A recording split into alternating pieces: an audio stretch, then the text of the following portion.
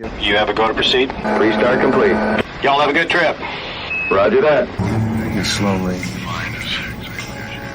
wait for it. 30. 29. At 28. 27. 26. 25. 24. 23. 22. 21. 20 seconds and counting.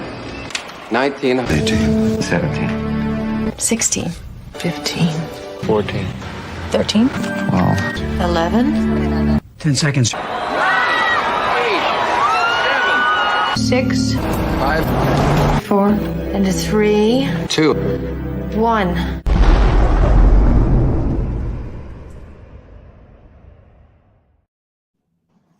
Hi there, welcome to Trust No One, the X-Files podcast, where some of my fellow agents and I discuss episodes of the X-Files. Today we'll be discussing the 19th episode of the X-Files, which is called Shapes, and it first aired on the 1st of April 1994. Scully offers her condolences to the sister at the site of the funeral. Is this out of line or appropriate, given their previous encounter in the bar? And how about Lyle doing the same thing? Is this out of line or is it appropriate, do you think?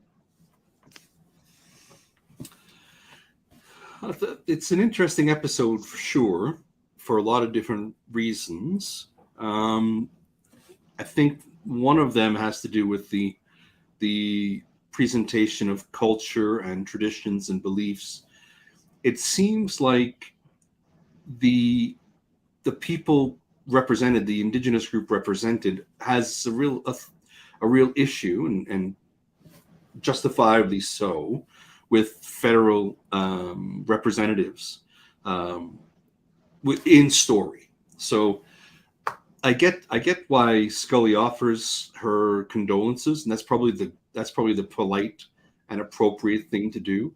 But the reaction of the woman is also understandable and justifiable from her life experience. So I don't know. I think it falls within character for Scully. That's what I think. Yeah, I would agree that it's definitely within her character to do that. When you think about your options that you had to communicate back in the mid-90s, you didn't have as many options to express yourself, and, condolences being one of them. I think she did what she felt was kind and appropriate, and I felt that it was genuine. Today it's like if you're at arm's length with somebody or you're having an issue with somebody, you can easily send an email or a text message and just say, hey, I want to let you know I'm thinking about you and I support you. Obviously, we didn't have that in 1994. I think she meant well. It's just in the situation that you had alluded to, Brad, there's bad blood between Native American culture as well as, or with the federal government. So it makes sense that her reaction was what it was. In terms of, Lyle showing up, I can definitely see why there was a stronger reaction with Lyle showing up. I think he meant well, and, wasn't poking the hornet's nest, so to speak, but Not intentionally. Yeah, I think, though, that her reaction in those situations, her being Gwen, I think that was to be expected, and it could have been avoided. So, was this case solved and resolved? The elder tells Mulder, see you in about 8 years, indicating that this will continue as per the pattern. And who do you think will carry this mutation, and how can it be prevented? Well, I think Ish is the vector. I think Ish, the story that he told didn't make sense to me in the episode. So I think the young person who ended up, the brother, right, who ended up being killed, I think was probably every 8 years. The story that Ish tells is of a character, right, a person whose lust for the blood takes time, and eventually it becomes overwhelming, and then, boom, there's a consequence. And I can see that being an 8-year cycle. Ish is one person who says he got away from, one of those creatures earlier in his life, but did he really? So I'm wondering if maybe he's the vector, and every 8 years he can't control it, and he bites somebody in his community who then goes crazy and, does their thing. That's what I don't necessarily agree that he's the vector. I don't know who or what would be the vector. Him being an elder in his culture, he's been around a long time. He's obviously seen a lot of things. So perhaps he took a particular interest in what was happening and he's seen it. Maybe he knows people very close to him who have dealt with that. I don't want to call it the situation, but, having been overtaken. I just didn't get the vibe that it was him. But having been around for a really long time, I think that's how he can pretty definitively say, I'll see you in about 8 years. Well, you notice also that he has some wolf paraphernalia, wolf icons, right? And even his necklace is a claw, right? So I just think there are just some nods in that direction. But that's just my opinion. I agree that there were definitely things in there, but within Native American culture, the wolf is an animal that holds a lot of esteem, I guess is the way to put it. And, that is just part of their culture, as is the bear. That could be something that maybe, I don't want to say you're reading into it too much, but it could possibly be a little more than, Yeah. It's okay. You can say I'm reading into it too much. I think you're reading into it too much. It's okay. When he being Ish and Mulder have their exchange in the bar about believing, like, why does Ish seem to accept and be placated by Mulder's "I want to believe"? Do you think? I got the impression that Ish had a good handle on reading people. And I think that the way Mulder carries himself, the way he speaks, being open to learning about different perspectives and different things that could have caused a situation, I think that Ish was intuitive with that and knew. And, they tied in that his first name, Fox, is an Indian name. So I think that they were trying to kind of build a bond there. And I think that's where that kind of stems from.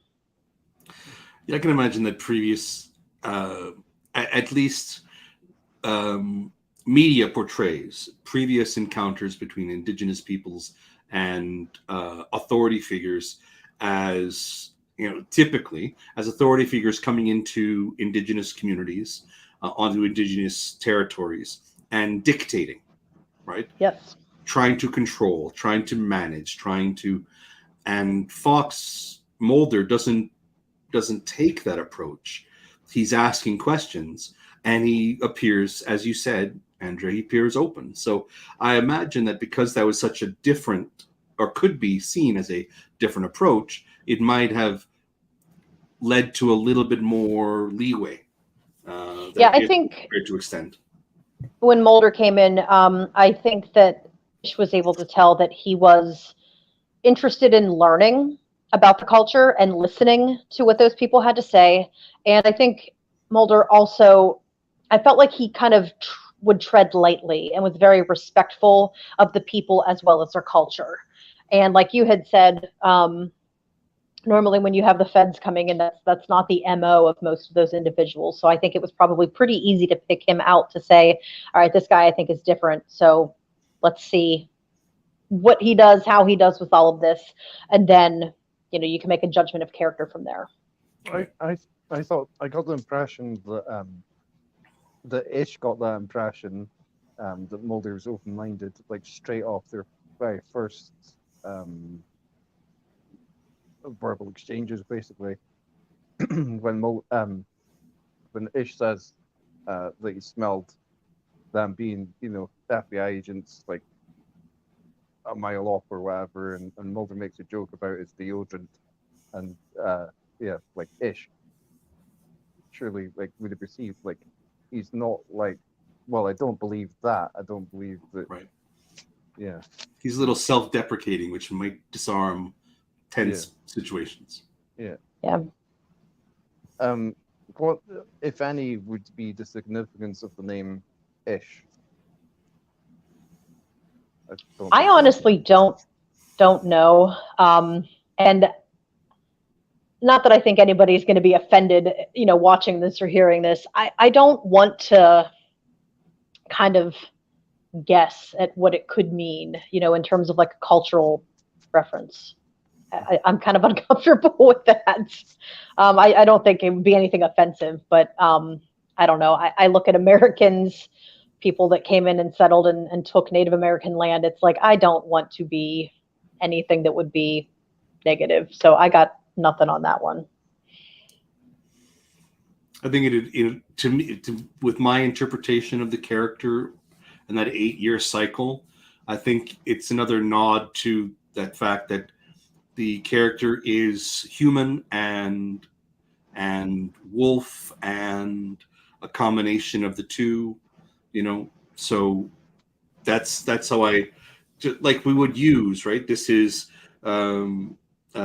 kind-ish, or this is polite-ish, or describing it as having those qualities, but not quite that. So it's just, to me, implies that there's a mixing of different qualities.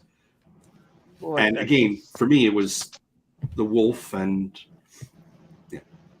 I can see where you're coming from in that direction, but like it doesn't mean the same to me, I think, because I'm like those are extensions of Anglicanizations, and it's a different culture. So do you know what I mean? Got to be a little bit louder, Dan.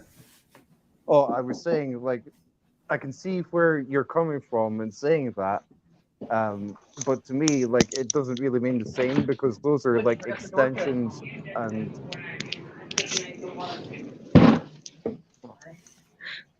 extensions of and speculations on Anglicanizations, but it's a different culture. Okay. But the TV show was written, produced, created for, by popular English consumption, and so I get what you're saying. And by English-speaking writers and everything as well. Yeah. Yeah, I think you both have valid points with that. Brad, I actually like what you came up with there, because I don't think that that's something that anybody would think of and think that is misappropriation of culture or something like that. I think that that is a very basic term, just to kind of take what is actually happening with those two entities and putting them together, and not necessarily making it a Native American thing. Maybe. I thought when I was doing the intro to this podcast, I realized like this episode must have aired on April Fool's Day, which I thought was quite a strange time of the year to air it.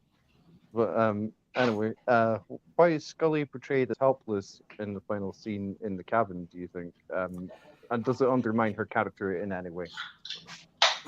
Yeah, it definitely undermines her character. I don't understand. Okay, she's big and strong enough to take him to the hospital, to oversee his care, bring him back, everything else, and then all of a sudden, it's the damsel in distress. Yeah, I don't like that. She can hold her own. She's got a gun.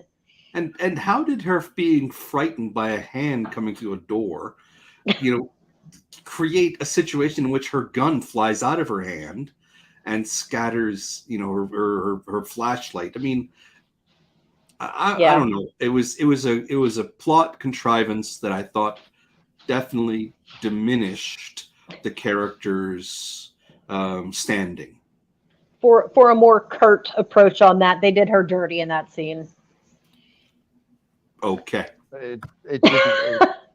It didn't occur to me at all.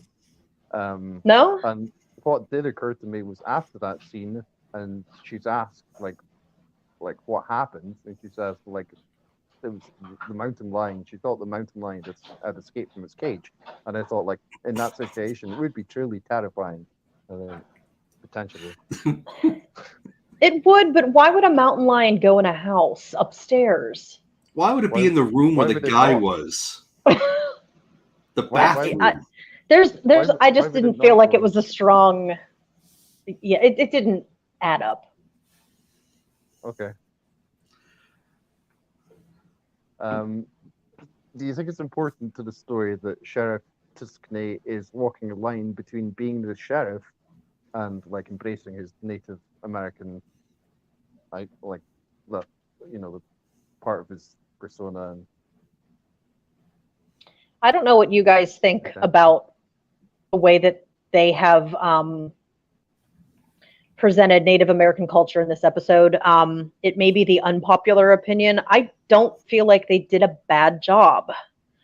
By and large, I felt like things were pretty well put out there. The strife between the federal government and the Native Americans is a very legitimate thing. I felt like the characters were believable.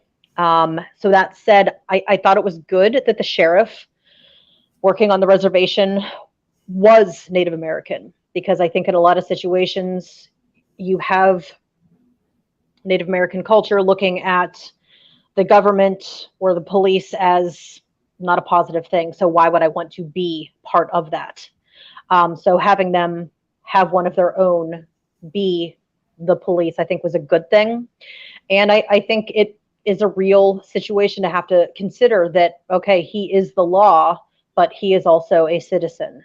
And he does have to walk that very fine line, do his job, but also be respectful of his family, friends, culture, and everything else.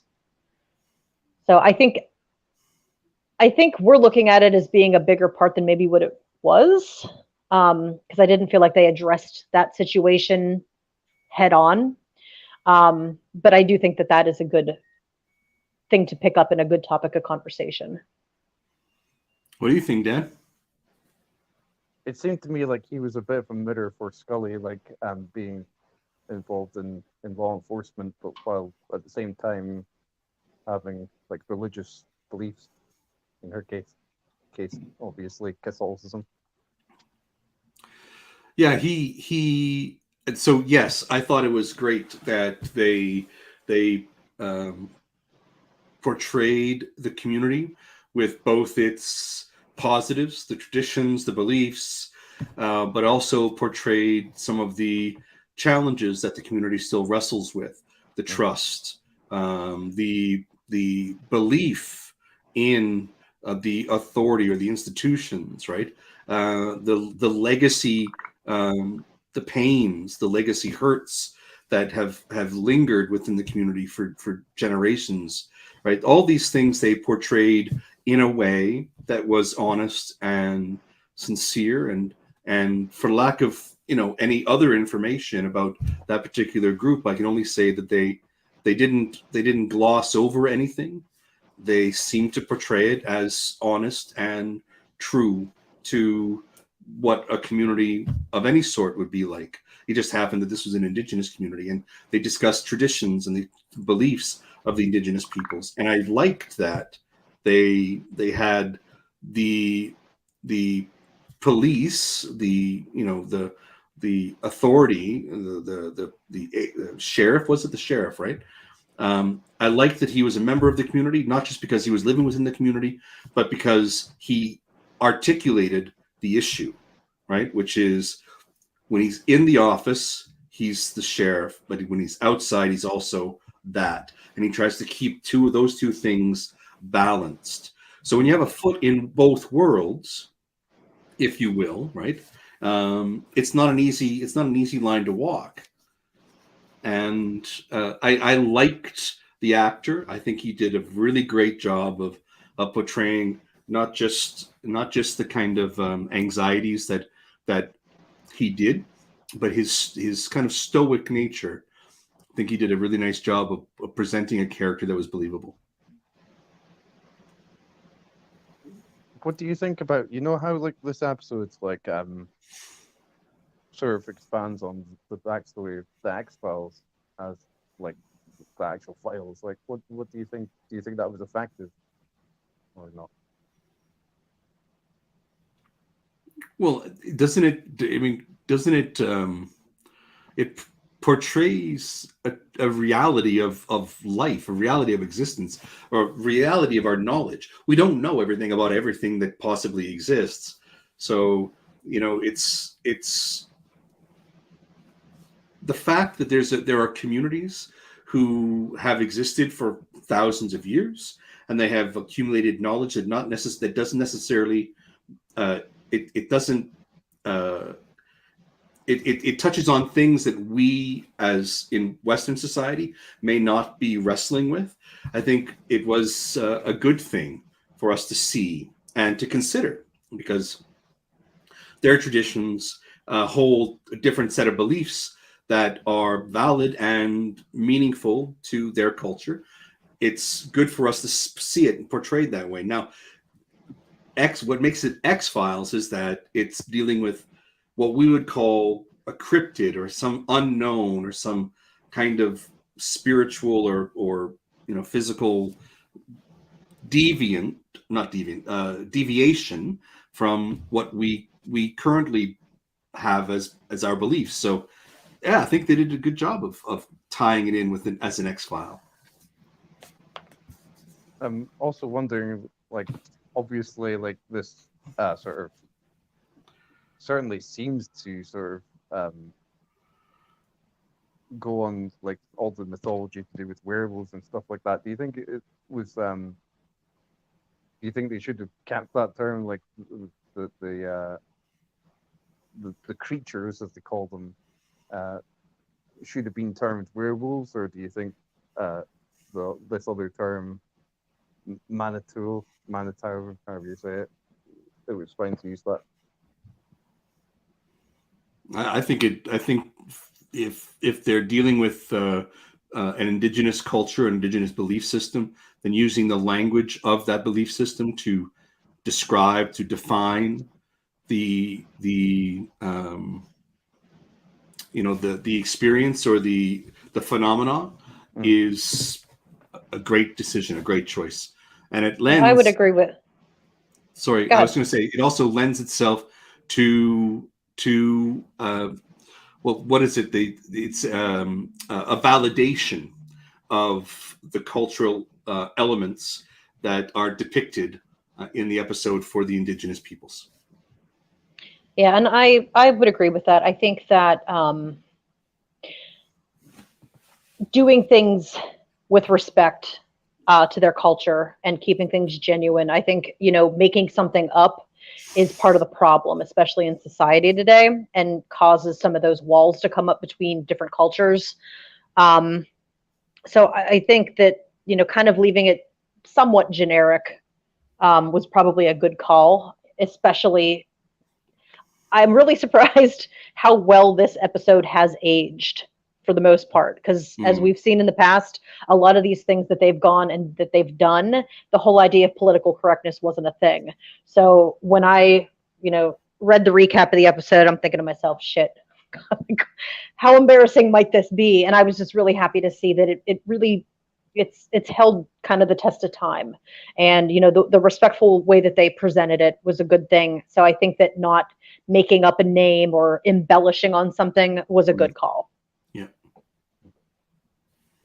Is it significant that Ish, the elder, comments on the loss of belief in the myths and collected indigenous knowledge by some Native Americans?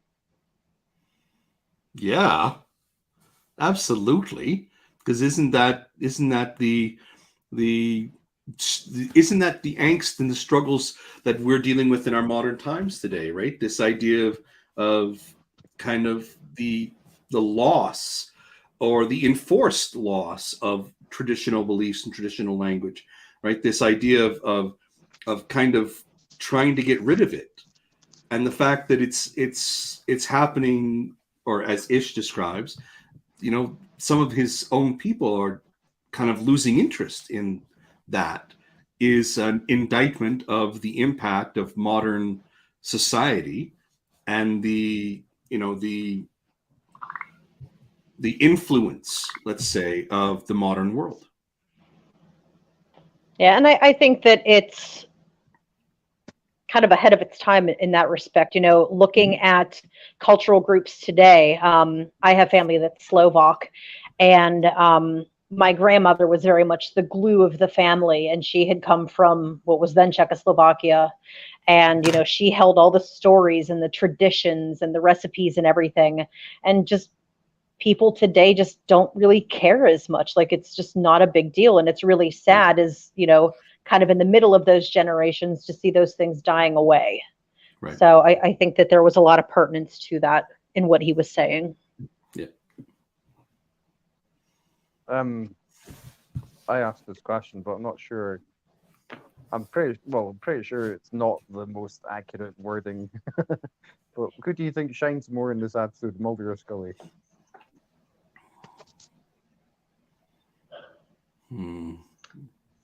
I would have to go with Mulder. I don't feel like Scully's part was written strongly. I mean, there were some good parts to it, but I just felt like they made her out to be the typical sidekick. And I felt like Mulder's part was written to just be stronger, multifaceted, have a little more depth, with his interest in the culture and wanting to actually listen to the elder and dig deeper into what was happening and, not just scratch the surface and say, okay, this is it, let's go. Yeah, I would agree. I think they created situations in which Scully was never going to be. I mean, she was portrayed in some situations as strong and decisive, but ultimately they didn't give her a place to go. And when push came to shove, they cut the legs off from under her in terms of her strength. So I would say Mulder was the more open and more in tuned with the episode. I felt it was very difficult to pick either between Mulder or Scully because I thought it was like a very sort of teamwork sort of episodes where they're viewed much more as like a team than quite a few episodes that we've watched earlier in the first season. But also, I did think regarding what sort of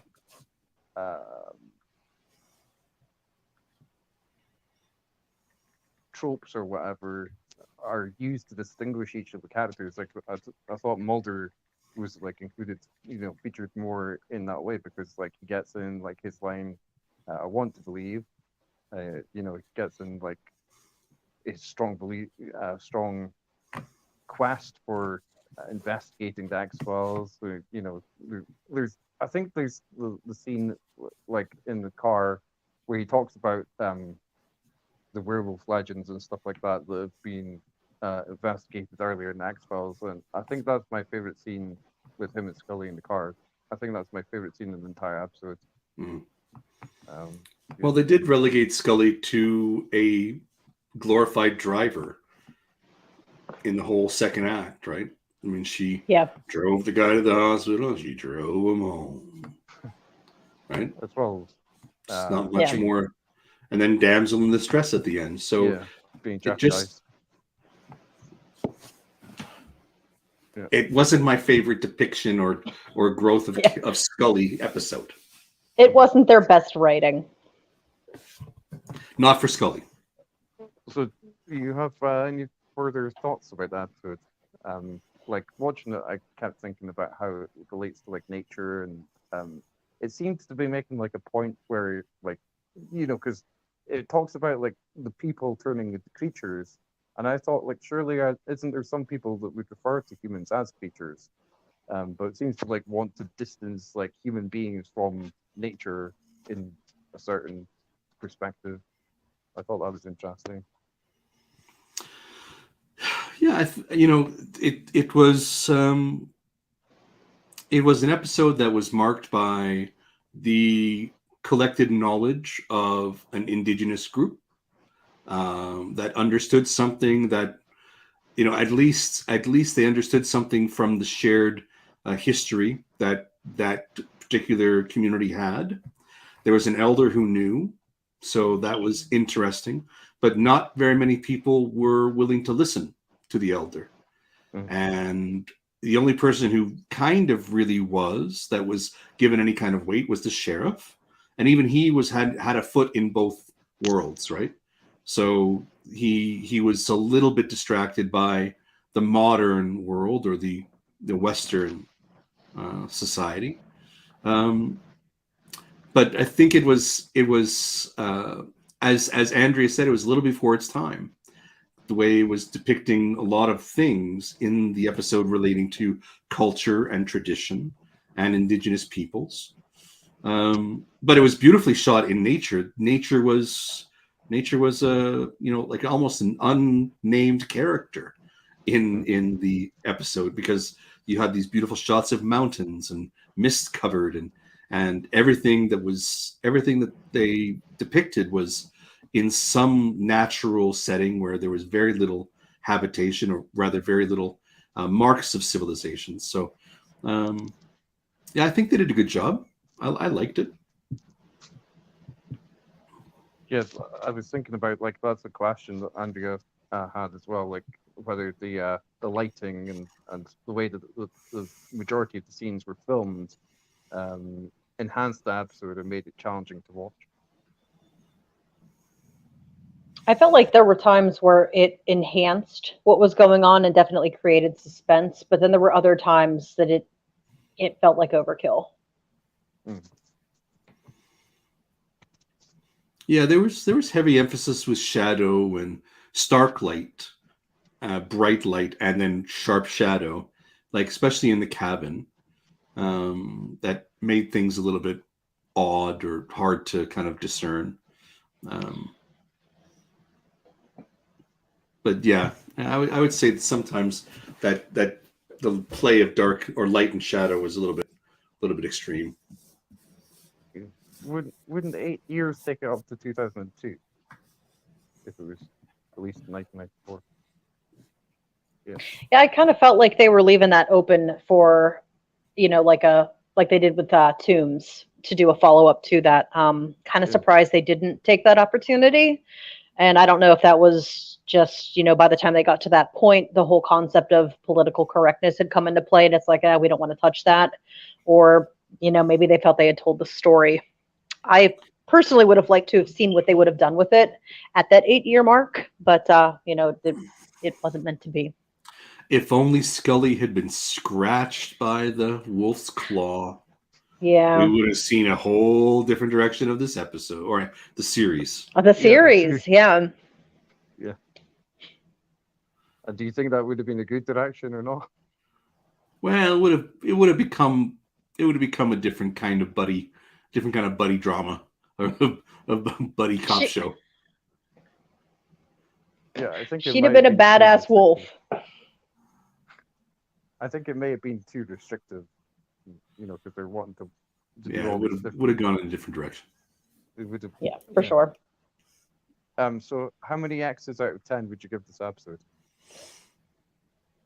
Gosh, I hate this because you guys Dan always, he's one or the other. Like, there's really no middle with him, and I never know which one it's going to be. Brad, you already got that look on your face. We take one off of Dan's whatever he's giving today to make up that X you added last time. I remember that. That's right. I liked the episode. I did. Again, pleasantly surprised when I went back and rewatched it to see that the way that Indigenous people were portrayed was not an absolute train wreck. Kudos to them in 1994, not realizing, the shit show that was going to come with political correctness in a decade. I felt like the story was pretty solid. There were some things that I didn't like. Scully at the end, how that was written. Wasn't a huge fan of that, but I did like how they left the door open with, hey, FBI, we'll see you in 8 years. So that being said, I'm going with one less than 8 years. I'm going to go with 7. Oh, nice. I liked the episode. I liked everybody in the cast, with the exception of the young man who was the wolf at the end, right? So I thought everything was depicted well except that guy. He was too mamby-pamsy, wishy-washy. Just not a strong enough actor to portray that particular character, or at least I didn't like the direction that it went in. But I like the episode. I'm going to give it an 8. Oh wow. Going to give it an Okay. 8. Okay, I don't think Dan's going to go higher than us. I'm definitely not. I'm going the other way. Which way are you going? So, Oh, come on. I had really fond memories of this episode before watching it, and then watching it, like I was really disappointed, and I kept thinking I'd give this episode only 4 at most. So that means a 3 because you get one of the X's taken away. Well, yeah, 3 is fine. Well, I thought like either there's like the really. I thought I disagreed with some of the comments made during this podcast because I thought that it hasn't actually aged that well, but for No. completely different reasons than what you were talking about. I don't think the pacing works. I think it's really slow, and the way that it's directed, it's just like not up to like modern day pacing of the scenes. Okay. So yeah, I thought it was like really slow for a lot of it, and then the scenes where you see the so-called creature sort of attacking, I thought like that is far too clearly like just like a man in like a gorilla suit or whatever. I thought it was too fake. It was just. I mean, to be fair, though, I was going to say, to be fair, it was 1994. And it was a TV series. Yeah, but with a small budget. I think the same series at different parts of the same first season did a lot better in other episodes. I don't think it was the highlight of the first season. All right. So you give it. I can agree with that statement. You're giving it a 3. Yeah. Which is technically his 4, but. Except we take one away because of what happened last I time. know. I did take a picture of myself wearing a fedora in Target this week. For those who don't recall, including myself, what exactly happened last time? I don't know, but we somehow got onto hats. Yeah, it was something along the lines of you liking something so much that you would give it an extra X just If for you that could. thing. Yeah. And I said you can do that, but you have to take one from a later podcast. Well, if it was last time, it would have been the episode Miracle Man. Yes. And I think it had something to do with the fedora. Oh, okay. So, Yeah, because the guy didn't have hair and he slept with a wig on, but then he wore a fedora. Right. I don't know how we got here, but I took the picture. Basically, the fedora is to blame. Yeah, basically. I blame the fedora. Okay. So we've tallied everything up, and the owed X has been taken, and we've got 8, we've got 7, and we have 3. All is right with the world again. All is right with the world. And on that note, let's conclude this discussion, which it's been extremely enjoyable. Thanks, Brad. Thanks, Andrea, for joining the discussion today. Thanks for joining the discussion. We hope you, our viewers, have enjoyed it too. Let us know in the comment section what you thought about this episode. Shapes. Please remember to like and subscribe to the video, and we'll see you next time. The truth is still out there. Yep. Bye-bye.